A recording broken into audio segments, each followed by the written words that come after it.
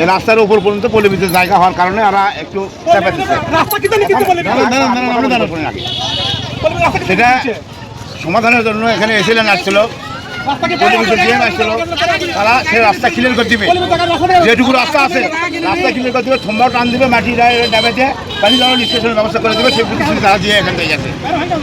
তাহলে টাকা দিয়ে আপনারা ঘুরে নিয়ে আবার সেটা বন্ধ হয়, এলের কাহিনী কি?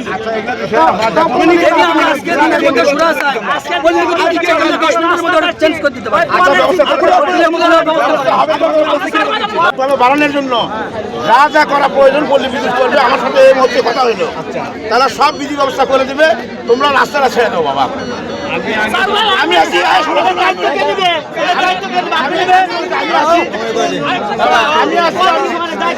আমি কথা বলি, পল্লী বিদ্যুৎ নিয়ে বসে তোমাদের রাস্তার ব্যবস্থা সুব্যবস্থা হবে।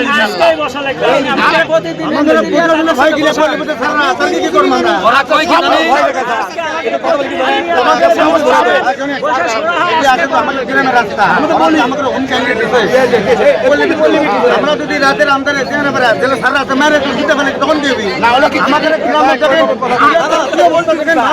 চুলে খারাপ রাখতে পারছে না, কি অবস্থা জানেন আপনি?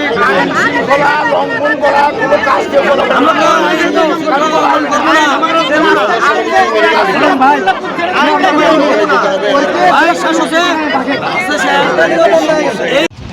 আমাদের এখানে সমস্যা হলো, আমাদের নারট্য মোল্লাপাড়া গ্রাম, এই গ্রামে আমাদের 200 পরিবার বসবাস করে। যাতায়াতের জন্য মেইন রোডের সাথে সংযোগ সড়কে একটাই সংযোগ সড়ক হওয়ার কারণে হচ্ছে আমাদের এই দিক দিয়ে যাতায়াত করা লাগে। দেখেন একটু রাস্তার অবস্থা, এখানে পল্লী বিদ্যুৎ সাব স্টেশন করতেছে, এই পাশে পল্লী বিদ্যুৎ সাব স্টেশন করতেছে, ভালো কথা, কিন্তু তারা কি করতেছে, আমাদের যে রাস্তা, এই রাস্তা একবার সংলগ্ন করে দিচ্ছে। এই যে দেখেন পোলটা এরা আরো ভিতরে তুলে নিচ্ছে, পুরো রাস্তায় তারা নিতে চাচ্ছে। এখন আমাদের এই যে এক মানুষের উপর পর্যন্ত মাটিতে ভরাট করার কারণে পিছনের যে পানিগুলো, এই পানিগুলো পাস হতে পারতেছে না, যে কারণে আমাদের রাস্তা ডুবে গেছে। ডুবে যাওয়ার কারণে আমরা দিতে চলাচল করতে পারতেছি না। একটা মানুষ এমনি যে হাঁটে যাবে এরকম অবস্থা নাই, ভ্যান আসতে পারতেছে না, কোনো রোগী আমরা যে পরিবহন করে এরকম কোনো অবস্থা নাই, আমাদের ধান চাউল আলু বাজারে নিয়ে যাবো এরকম কোনো কিছু নিয়ে যেতে পারতেছি না। এখন আমরা পল্লী বিদ্যুৎকে যখন বলি যে আপনারা এইদিকে পানি যাওয়ার রাস্তা বের করে দেন, ওরা বলে যে রাস্তা পুরোটাই নাকি ওদের। এখন পল্লী বিদ্যুৎ এই জায়গা কেনার আগে 2012 সালে আমরা এই রাস্তা করছি, ওরা কিনলো 1 বছর আগে জায়গা। এখন ওরা রাস্তার সহ জায়গা কীভাবে কিনে আমার এটা মাথায় ধরে না, কারণ আমাদের এই রাস্তা আগে থেকেই আছে। রাস্তা ছেড়ে দিয়ে অন্তত 4-5 ফিট জায়গা রেখে দেওয়া লোকের পানি নিষ্কাশনের জন্য। গত 3 মাস আগে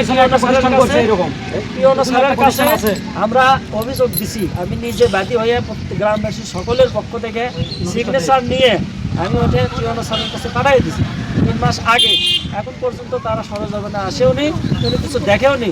এখন বর্ষাকাল চলে আসছে, আমরা যাতায়াত করতে পারতেছি না, যে কারণে আজকে আমরা আসছি। এটার জন্য আমাদের দেয়ালে পিঠ ঠেকে গেছে, প্রশাসনও কোনো কাজ করে নাই। আমরা আজকে রাস্তায় এসেছিলাম, অবরোধ করেছিলাম, প্রশাসন আসছিল, আমাদেরকে আশ্বস্ত করছে যে এটার সমাধান করবে। এখন আমরা দেখতে চাই, এবং আমাদের এমপি সাহেব, আমাদের মাননীয় প্রধানমন্ত্রীর কাছে আমাদের আবেদন, আমাদের এই একটা মাত্র কাঁচা রাস্তা, এটার কোনো সংস্কারও নাই, আমরা নিজেরাই মাটি কাটি এটা চলাচল করি, এইটা সাব স্টেশনের এটা অবশ্যই সমাধান করতে হবে। এবং এমপি সাহেব এবং প্রধানমন্ত্রীর কাছে আবেদন, আমাদের এই গ্রামবাসীর এই একমাত্র রাস্তা যেন অবশ্যই সরকারি বাজেটে আমাদের এই রাস্তা সংস্কার সহ অবশ্যই যেন পাকা করে দেয়। সরেজমিনে এসে সবাই দেখে যাক এই রাস্তা চলাচলের উপযোগী না। আমাদের সকলের কাছে আপনাদের কাছে আবেদন, আপনারা আসেন, দেখেন, আমাদের রাস্তার ব্যবস্থা একটা কিছু করে দেবেন।